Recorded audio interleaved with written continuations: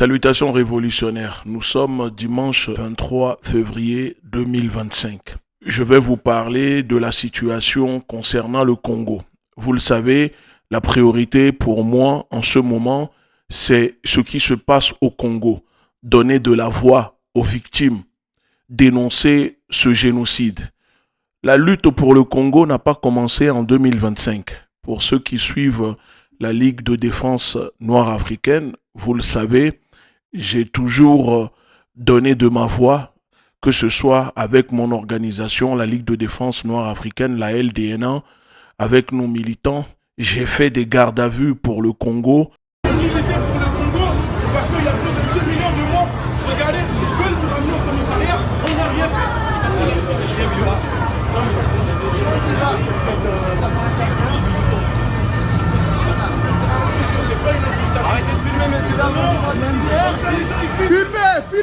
Filmez. Vous avez le droit, on est sur la voie publique.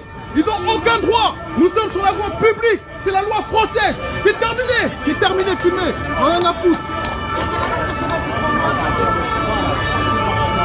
Vous avez tous les droits, on est sur la voie publique. Ils n'ont rien le droit de nous faire.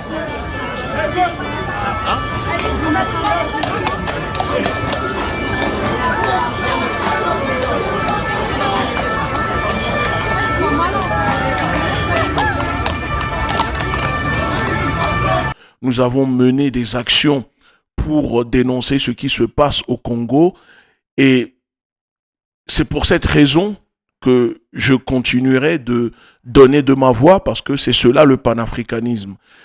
Quand ça se passe dans d'autres pays, on n'hésite pas et je continuerai de donner de la voix, de dénoncer, de populariser ce génocide pour que les victimes de cette barbarie qui n'ont pas la chance d'être écoutées puisque les médias ont décidé d'invisibiliser ce génocide, alors c'est à nous, les leaders d'opinion, de donner de la voix, d'informer l'opinion africaine et internationale de ce qui se passe au Congo, à l'est du pays.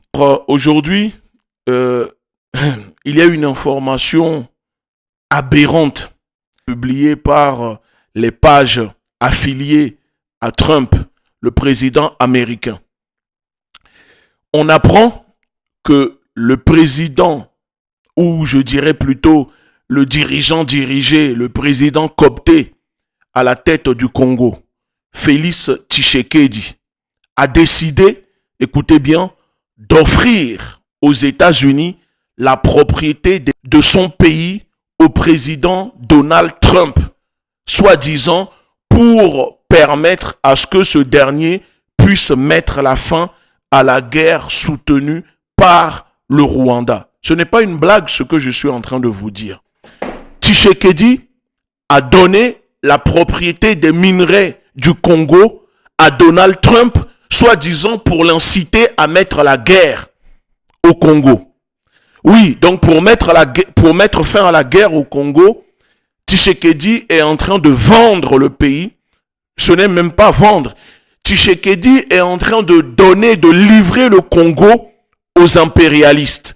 En plus de livrer les populations, d'être complice, d'être une marionnette, une baudruche qui ferme les yeux sur cette barbarie, ce génocide, Tshisekedi vient de décider d'offrir à Donald Trump la propriété des minerais du Congo. Avant de poursuivre, ce n'est pas la seule information. Il continue de faire des déclarations farfelues, saugrenues, quand il est en voyage devant les caméras et quand les médias occidentaux, les journalistes occidentaux qui ne prennent même pas la peine de dénoncer ce qui se passe dans son pays, quand ces journalistes lui tendent un micro, Tshisekedi n'hésite pas à dégainer des déclarations pour faire plaisir à ces maîtres impérialistes occidentaux. Et hier, il y a une publication où on apprend que Tshisekedi a déclaré, je cite, que le Rwanda fait à la République démocratique du Congo ce que la Russie fait à l'Ukraine. Ah, maman Nangaï, je ne sais pas où on a ramassé ce personnage. Regardez. Voilà l'information. Tshisekedi, le Rwanda fait à la RDC ce que la Russie fait à l'Ukraine. Ça veut dire que Tshisekedi est en train de dire que le Rwanda est plus fort que la République démocratique du Congo. Un pays qui fait 10 fois la taille du Rwanda. Un pays qui possède plus de militaires que le Rwanda. Un pays qui possède plus de richesses naturelles, d'ailleurs convoitées par les puissances occidentales qui financent cette guerre, ce génocide, l'invasion, l'occupation de l'Est du pays pour la balkanisation du Congo. Donc, Tshisekedi vient de dire que le Rwanda est plus fort que le Congo. Mais j'aimerais dire à Tshisekedi, tu sais, ces déclarations, c'est bien. Ça permet de moustiller tes maîtres occidentaux. Ça permet de faire plaisir aux Américains, à l'Union européenne. Mais n'oublie pas que ce sont les mêmes personnes qui financent le Rwanda à hauteur de 900 millions d'euros. Hein? L'Union européenne, les Occidentaux, financent le Rwanda à hauteur de 900 millions d'euros.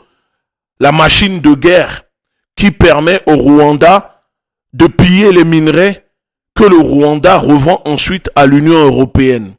N'oublie pas que l'Union européenne finance l'armée rwandaise à hauteur de plus de 20 millions d'euros sous prétexte de protéger les intérêts de l'Union européenne et que la France aussi finance le Rwanda directement à plus de 20 millions d'euros pour que l'armée rwandaise puisse protéger les intérêts de Total en Mozambique.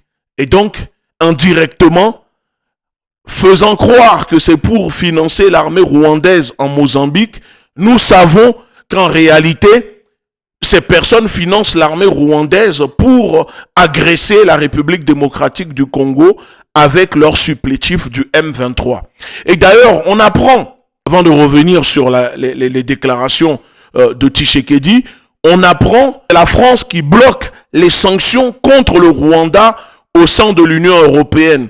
C'est ce que déclarent plusieurs pays, même si ces pays aussi sont complices, notamment le ministre des Affaires étrangères de la Belgique qui dit que l'Hexagone s'oppose aux sanctions et bloque les sanctions contre le Rwanda. Pour ceux qui ne comprennent pas la référence, les autres pays souvent parlent de l'Hexagone pour ne pas citer la France, parce que la France a la forme hexagonale, donc ils disent l'Hexagone. Voilà, c'est la France qu'on appelle l'Hexagone. Donc Tshisekedi, pendant que tu passes ton temps à faire des déclarations farfelues devant tes maîtres occidentaux pour les distraire, pour amuser la galerie, pendant que tu montres l'incompétence de toi et ton gouvernement, pendant que vous êtes à Kinshasa à gesticuler, à demander aux populations de rester dans les églises pour prier, pour libérer le Congo, l'armée rwandaise et ses supplétifs, eux, avancent et n'hésitent pas à massacrer des enfants, des femmes. Et moi, c'est ça qui me sidère. Je ne peux pas rester encensé, silencieux, quand je vois des enfants se faire massacrer, quand je vois des femmes se faire éventrer, des femmes enceintes. Parce que, après tout, je suis un père de famille, j'ai des enfants. Aucun père, aucun papa ne peut rester silencieux, les yeux fermés, devant un tel drame. Voir des enfants se faire massacrer impunément sans que les gens ne dénoncent cela. Donc ce monsieur, gonflé comme les beignets vendus au bord des routes à Lomé pour boire avec la bouillie. Vous voyez ce monsieur. Ce monsieur est un traître pour la nation congolaise. Ce monsieur est un traître pour la patrie du Congo. Ce monsieur est un traître du pays de Patrice Lumumba. Ce monsieur que vous voyez doit démissionner. Et s'il ne démissionne pas, il faut qu'il soit renversé par un soulèvement populaire. À défaut d'un soulèvement populaire à Kinshasa, ce monsieur doit être renversé par des patriotes militaires de l'armée congolaise, à qui ce monsieur n'hésite pas à paupériser, marginaliser. Oui, nous avons vu que Tshisekedi et sa délégation de 6 personnes ont dépensé plus d'un demi-million d'euros en 3 jours d'hôtel de luxe à Davos, au World Forum économique en Suisse. Plus d'un demi-million d'euros. Ok? Electricity is coming. Load shedding is finished. Donc, si les gens pensent que ce monsieur peut sauver le Congo, pensent que ce monsieur peut faire quelque chose, les gens se trompent. Parce que lui-même fait partie du plan. Lui-même est complice. C'est pour cette raison que je dis, qu'est-ce que l'Afrique a fait pour mériter des soi-disant dirigeants incapables, incompétents et bonimenteurs comme lui, comme Tshisekedi? Des fois, je me pose la question, mais qu'est-ce qu'on a fait pour mériter de tels dirigeants vassaux, de tels dirigeants marionnettes? Parce que pour moi, ce colonisé de Tshisekedi est en train de faire des discours, pendant qu'il fait des discours sur les médias de ses maîtres occidentaux. Pendant qu'un petit pays comme le Rwanda, à peine de la taille des toilettes du château de Versailles, envahit son pays qui fait 5 fois la France, lui, il préfère faire des discours et pleurnicher dans les bras de ses maîtres occidentaux qui sont à l'origine de ce génocide. Donc pour moi, il est temps que cette baudruche des Occidentaux, cette marionnette des Occidentaux soit dégagée.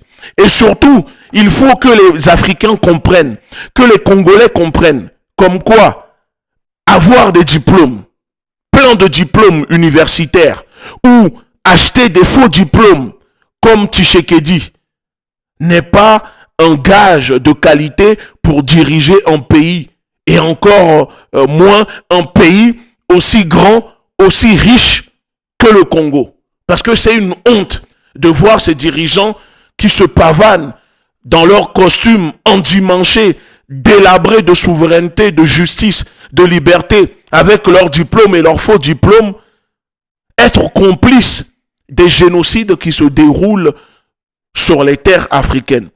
Donc Tshisekedi, au lieu de dire que le Rwanda fait à la RDC ce que la Russie fait à l'Ukraine, je t'invite à retourner en arrière, à comprendre l'histoire de la Russie et de l'Ukraine. Et même en parlant de l'Ukraine, au moins Zelensky, le narco-fureur, il n'est pas comme toi. Lui, quand il voyage, c'est pour aller réclamer des armes, c'est pour aller réclamer des avions, c'est pour réclamer des missiles, c'est pour réclamer des bombes, des avions de chasse, des canons d'artillerie, c'est pour aller réclamer des financements pour financer son armée. Il ne voyage pas pour aller pleurnicher, pour aller se loger dans des hôtels de luxe pendant que son armée se fait humilier. Il y a une différence au moins entre lui et toi. Toi, c'est que tu ne sers à rien à la tête du Congo. Et d'ailleurs, pour finir, on a vu qu'une délégation du Congo a été dépêchée à Bamako, au Mali, reçue par le général Assimi Goïta.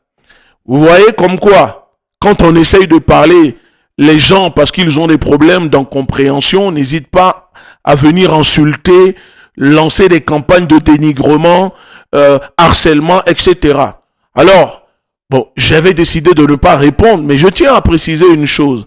Contrairement à ce que véhicule, contrairement à ce que propagent certaines personnes malveillantes, affamées, je n'ai jamais organisé une manifestation au Mali, à Bamako, pour soutenir Félix Tshisekedi.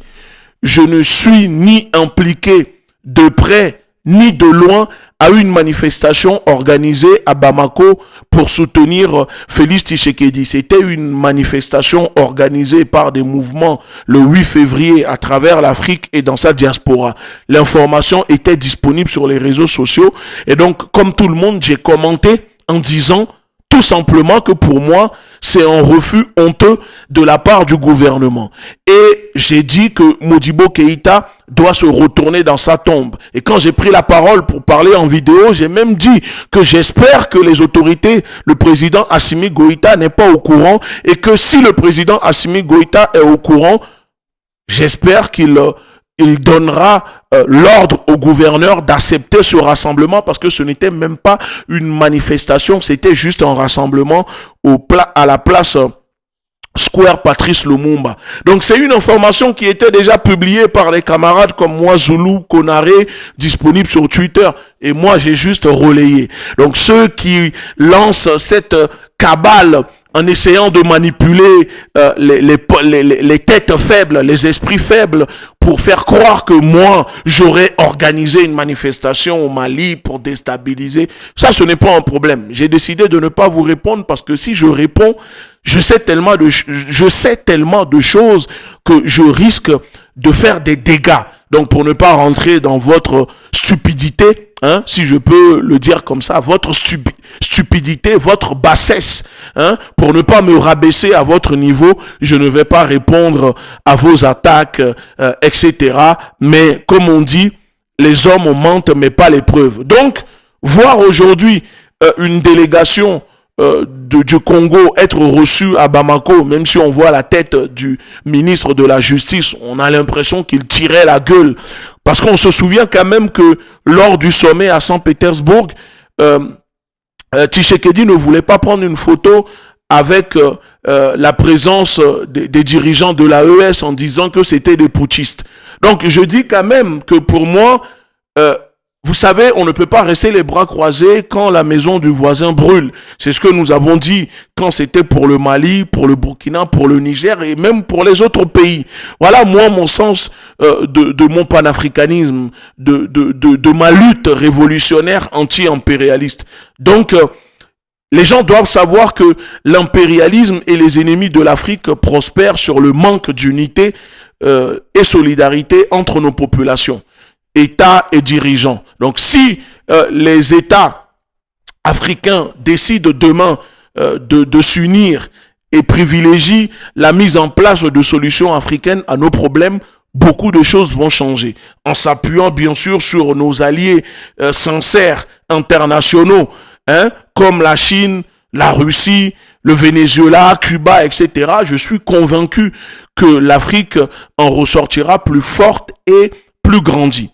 Parce que la mort d'un Africain, qu'il soit de nationalité congolaise, togolaise, gabonaise, malienne, camerounaise, etc., centrafricaine, doit concerner et indigner tous les Africains, tous les Noirs, quelle que soit leur différence. Parce que vous savez, je le répète, et les gens ne vont peut-être pas comprendre, mais tant que le Congo ne sera pas libéré, l'Afrique ne connaîtra pas la paix et la stabilité, car le Congo représente le cœur et les poumons de la future Union des États-Unis d'Afrique que nos devanciers comme Nkrumah et Patrice Lumumba ont voulu mettre en place avec Modibo Keïta du Mali, Sékou Touré de la Guinée et avec Nasser d'Égypte. Donc, c'est comme nous disons, si le Sahel n'est pas libéré, l'Afrique ne connaîtra pas la paix. C'est la même chose. Et celui qui contrôle l'Afrique contrôle le monde. Donc cette guerre que les impérialistes nous imposent, nous devons faire face. Et c'est pour ça que je dis qu'il y a un dénominateur commun entre ce qui se passe au Congo, ce qui se passe au Mali, ce qui se passe au Niger, ce qui se passe en Centrafrique. En gros, ce qui se passe au Sahel. Le dénominateur commun, c'est l'impérialisme.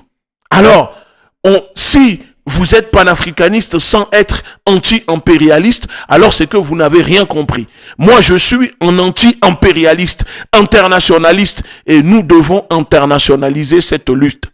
Et je finis cette vidéo en disant que je salue encore également, bien sûr, le changement de posture des autorités maliennes sous la présidence de Goïta qui accepte de recevoir une délégation envoyée par le gouvernement congolais parce que Goïta n'était aucunement obligé de recevoir la délégation conduite par le ministre de la Justice. Donc, il faut saluer cela. Cependant, c'est juste une réception. On attend maintenant de voir la suite.